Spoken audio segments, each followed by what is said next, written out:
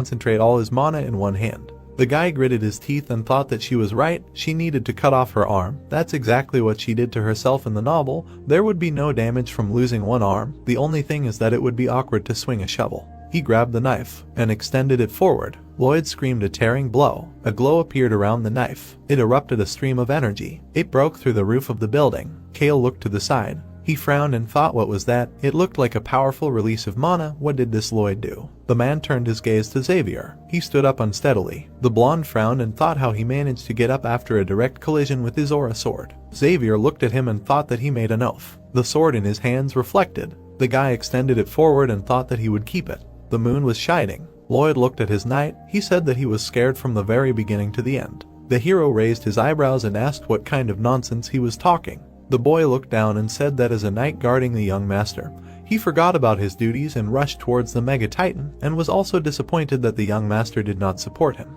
He said that he wanted to trust the young master.